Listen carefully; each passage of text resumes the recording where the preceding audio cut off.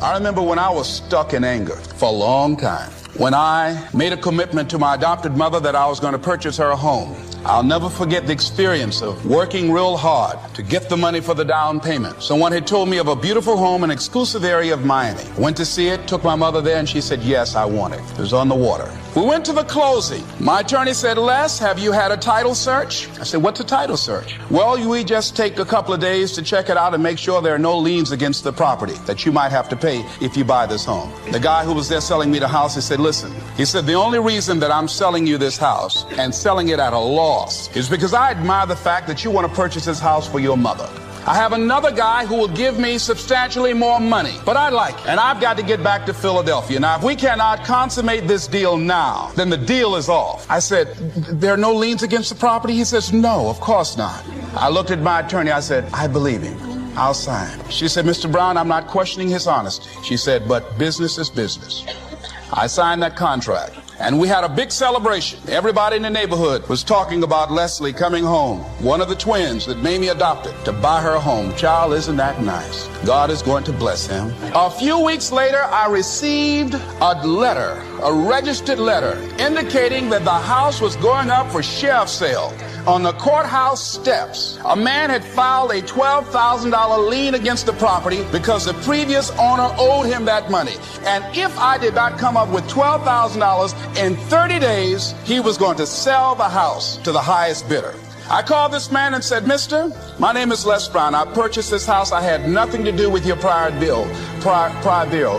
He said, that's not my problem. He said, you should have had a title search. I said, can you give me time? I said, my mother is an older lady. She has a bad heart. And I said, please. I said, if you just give me the time, I don't know how I'm going to do it with the house note and everything else, but I think I can pay you at least $2,000 a month. And within 6 months, somehow I will pay you your money. He said, no, I want it all in 30 days or you get out. I did everything I could, racked my mind thinking about how I could get $12,000 because I took everything I could to get the money just for the down payment and the closing. I finally had to face the reality that I wasn't going to be able to do it. I was up around 2 o'clock in the morning, walking back and forth, thinking, how was I going to tell my mother this? My children were there in the room sleeping all night long. I agonized over this. I lost over 23 pounds. Pretty soon I went in the room where my mother was sleeping and I said, Mama, I got down on my knees by the bed. I said, Mama, I got to talk to you. And she said, what's wrong? I said, Mama, I said, we got to get out the house. I said, in my haste to buy the house, I made a mistake. She said, that's all right, baby. I didn't like this house anyhow.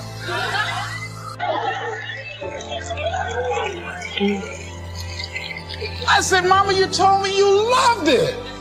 I brought our friends out here to see it. She said, you know I have arthritis in my knees, and I don't like going up the steps, but I knew it made you happy. You loved it so much. I said, Mom, I've lost 23 pounds agonizing over this. Well, we had to pack up and go back to the old house down the street from Northwestern High School in Liberty City. All those neighbors who came out and saw us leave, those neighbors were there as we were coming back. We went in the house, the roaches were playing cards, saying, come on in and take a hand. I was wiped out. I was embarrassed and humiliated. Words cannot encompass the symbolism of what I felt. I remember when I was unloading the furniture and I began to cry. My sister came by. You know you didn't have any money to buy no house, Mr. Big Time. Hadn't given me a quarter. You know Mama got a bad heart now, y'all, back where you belong. As I was crying and my head down, taking furniture in, my mama said, hold your head up. I said, Mama, I just feel so bad about this, Mama. She said, hold your head up and dry your tears. You have nothing to be ashamed of. And I did.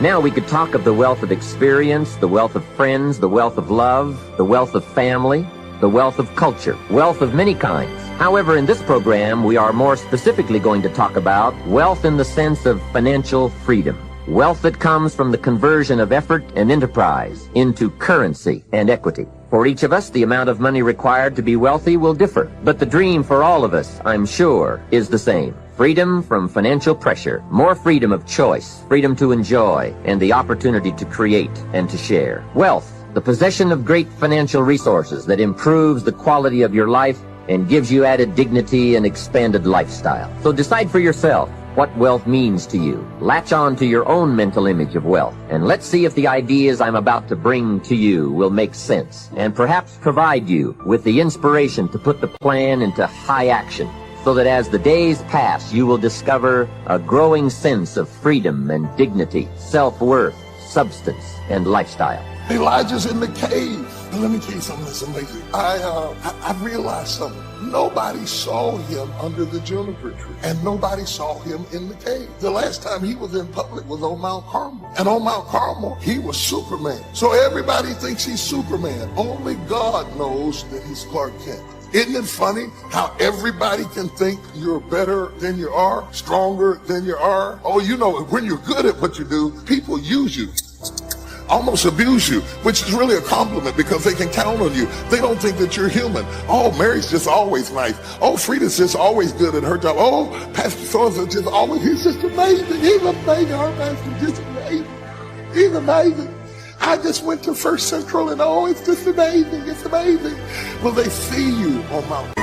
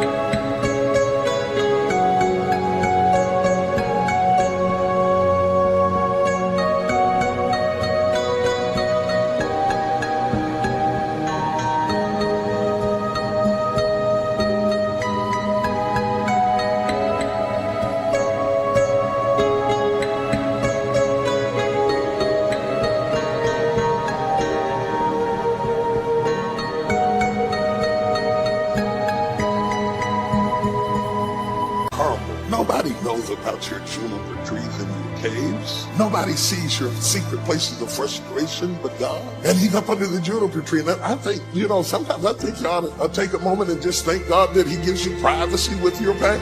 A luxury you will not have if you continue to succeed, I might add. Because the benchmark of when you really go mainstream, the hardest thing to have is privacy with your pain. So while you're fighting to be discovered and fighting to be exposed, be careful.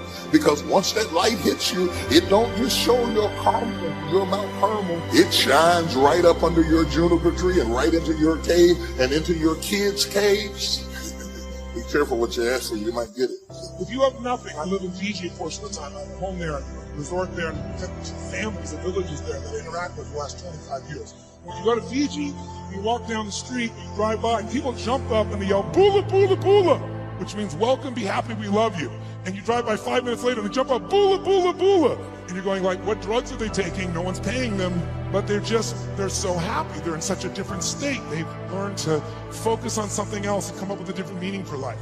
But if the meaning is it's the end, if the meaning is that you're dissing me, if the meaning is you don't care, whatever meaning we come up with, that affects the third decision, which is what am I going to do? And what people do is based on the meaning, since the meaning creates emotion, right? You can be miserable no matter what you have, and you can be euphoric having nothing. We all know it's true.